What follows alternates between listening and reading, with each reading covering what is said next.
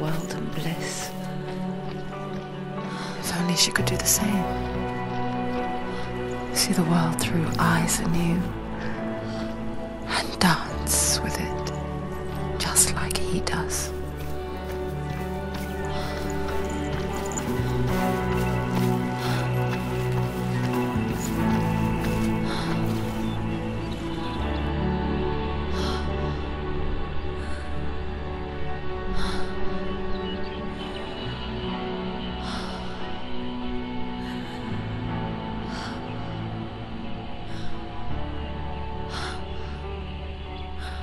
What's your name? Senua. I haven't seen you before. I don't leave home much. Oh, Zenua's daughter. I have to go. Wait. Who taught you to fight like that? No one. No one? Well, I watched you, and... You learnt all of that from watching me? You should become a warrior, you know. Me? I'm Dillian. I'm here for the warrior trials. Come and watch. And bring your sword. You can't put it into words. That moment when you look into the eyes of the one who is supposed to reassure you, make you feel safe. It only takes an instant. Fear swallows you before you have a chance to make sense of it. And darkness becomes a part of who you are. You killed him. But her world changed the day the Northmen took him from her. Senua knows that there's no going back to how things were. That there's nothing to go back to at all. Stay still, stay quiet, hide, don't tell her. Their gods can see into your mind. They will use this power to destroy you. They won't stop me. I can still feel it. Whatever's left of him, they will never let him go. I'm not gonna let him rot here! You're the one rotting here. Leave me alone! You will die here. No! And all your suffering will have been for nothing! Shut up!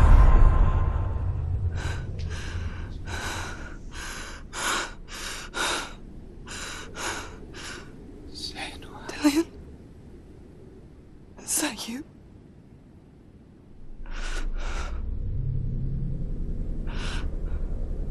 I'll find you, my love. I promise.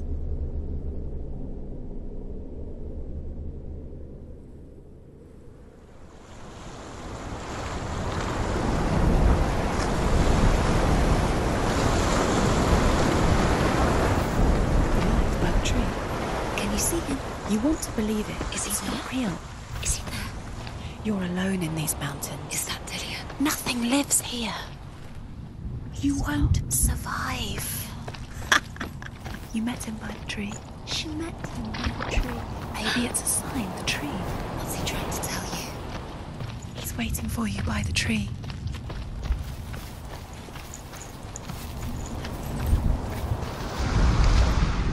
As Sigmund and Sinfjotli are being buried alive, Sigmund's sister throws an armful of straw into the grave mound. Hidden in the straw is Sigmund's sword, the gift of Odin. They cut their way out of the grave mound and set fire to Siggeir's hole. The king burns to death. Sigmund calls to his sister to come out so that she may live and be honored. She does come out, but only to tell him the truth. That she had slept with him, her brother, to beget a strong avenger.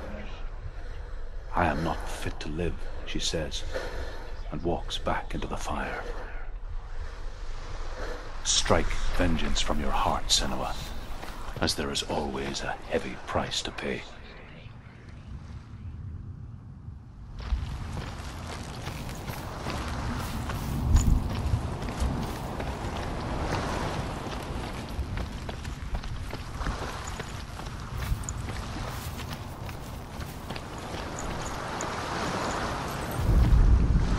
And here is the end of Sigmund's story.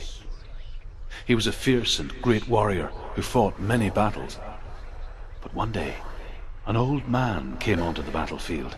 Although shadowed by a hood, Sigmund saw that he only had one eye. The man raised his spear, and Sigmund struck at it with his sword, but the sword shattered into pieces. Sigmund then knew that this was Odin, and thus that victory could not be his. He bowed his head and accepted his end. Dying, he tells his wife that she is with child, and that her son will one day make a great weapon out of the fragments of his sword. The sword named Gram.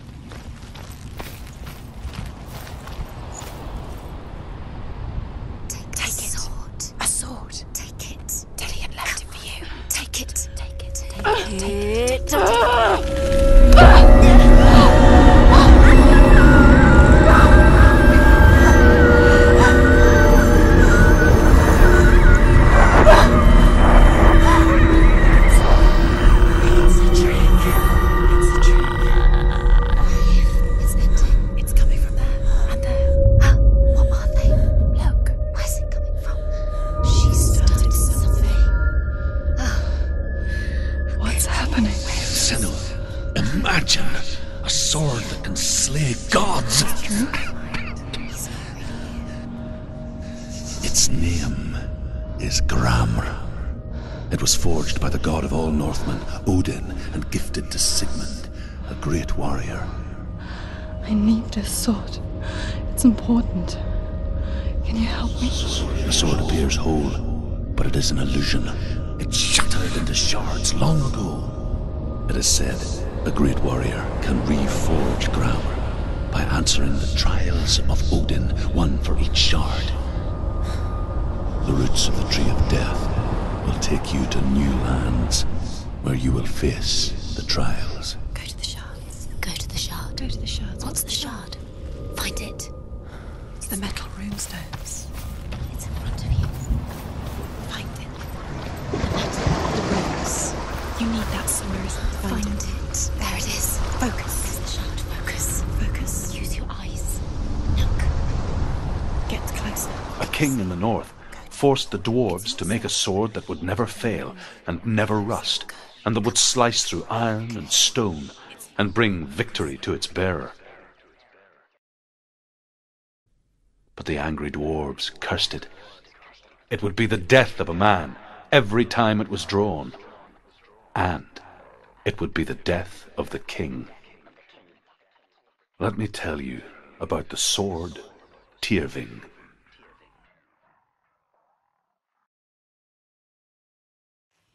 I don't recognize this place. Where are we? Where is she? It feels wrong.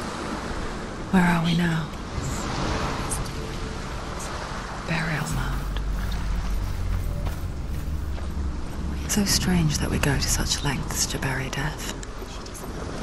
Something so very ordinary, inevitable.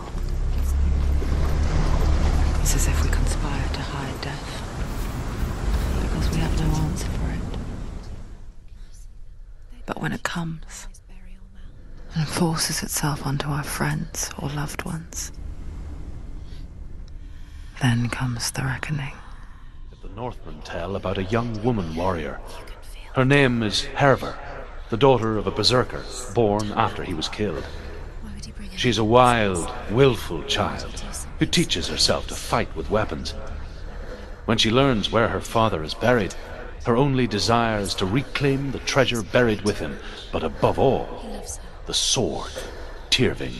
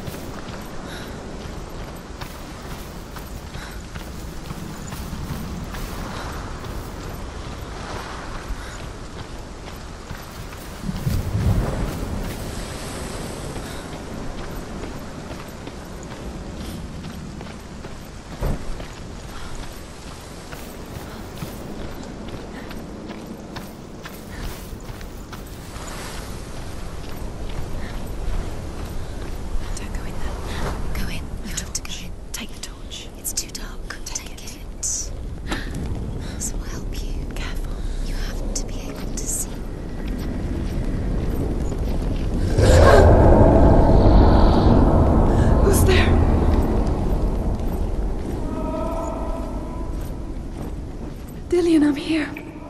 I'm here for the trials. Like I'll when we find first him. met, remember?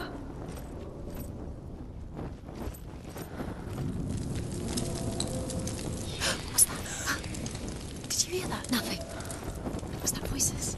Is that his voice or the voice of the dead? Not Dillian. Dillian's calling to you. Can you hear him? Where is he? He sounds like he's getting further away. Have you lost him? You're going the wrong way. Are you lost? Herver disguises herself as a man to join a band of warriors, and soon becomes their leader. When they come to the island where her father is buried, her men do not want to go ashore.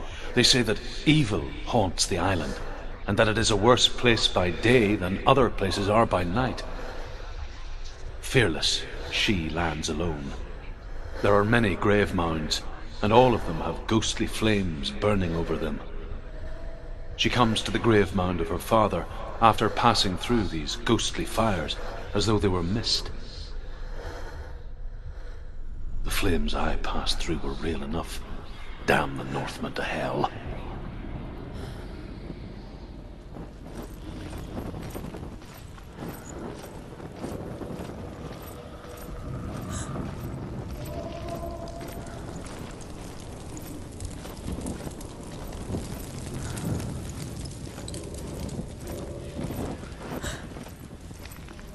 Don't touch the walls. You don't know what they might do.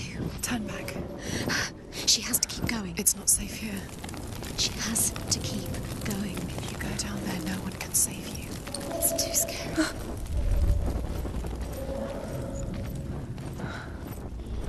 I can hear him.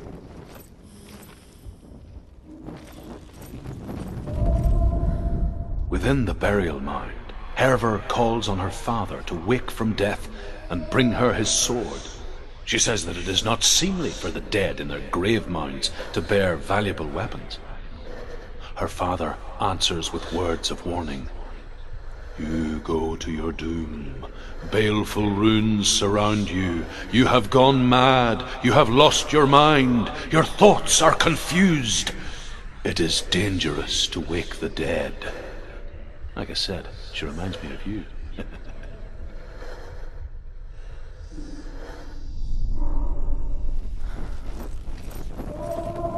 The voice is getting louder. Listen. Dillian. Listen, listen, listen. It's him. Listen. It's getting louder. There he is. Keep going. Senua, follow the voice. You're nearly there. Dillian's voice. It's him. He's going to save you. Find the voice. Find him.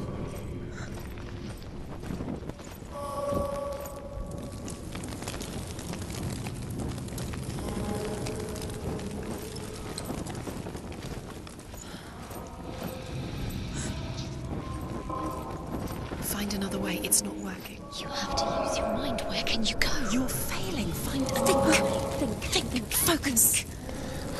Use your mind. He's disappeared. That's not him. It's not him. We told you. We told you it was a trick.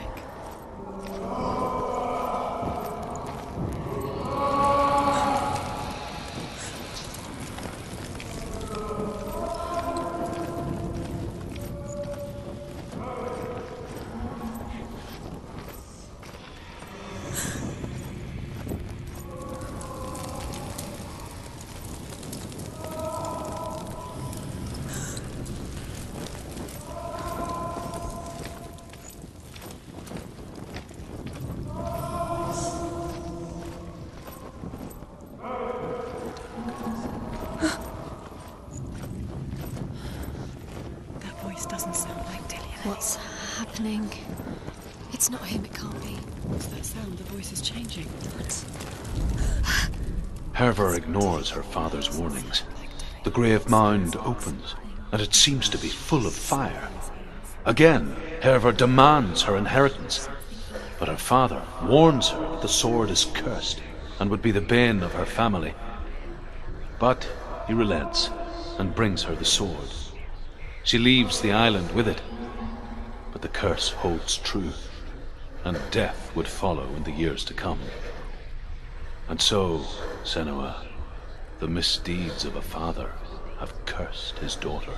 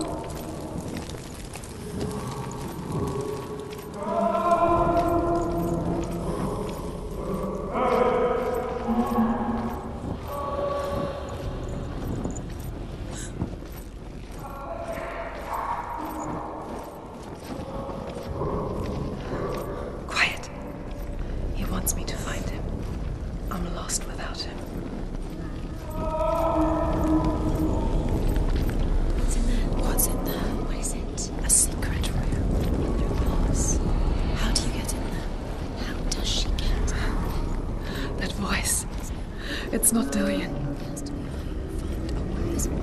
Don't stop now, don't give up now, find a way. You're too close to stop. What's in there?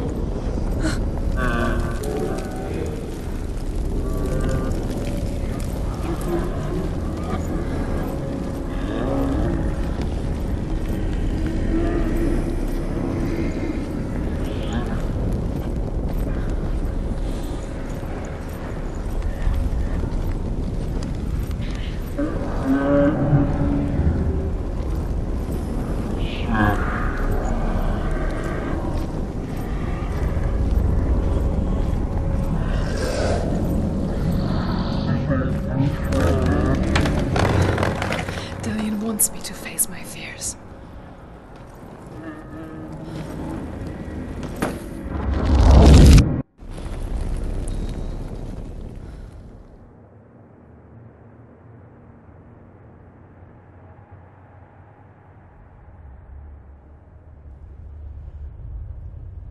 Father?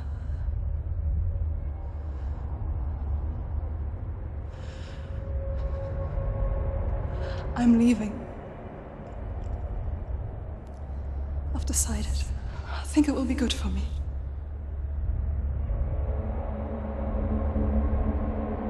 It's the darkness.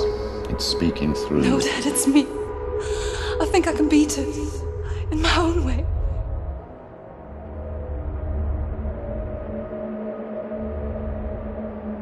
I can see the darkness in your eyes, child. I met a boy. Boy. The chief and son. No. He said he could help me. It's a trick. He said I could be normal. Normal? Yes. No boy is going to save you. No one can.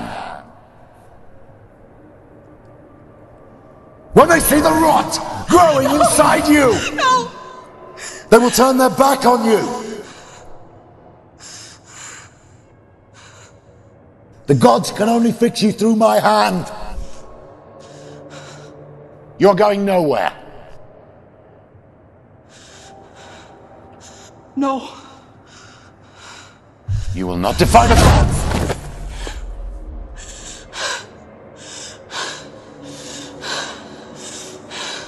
Come, child, take my hand. Come. Senua.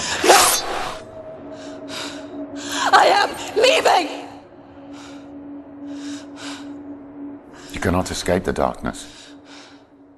Your curse will make everyone suffer. You will have blood on your hands!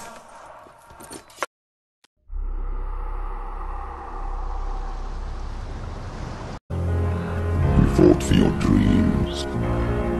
Now there's no way to win.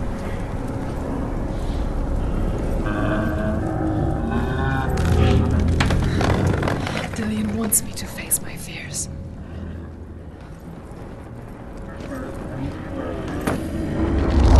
Pathetic. Go on. Feel sorry for yourself, because there is no one left to do that for you.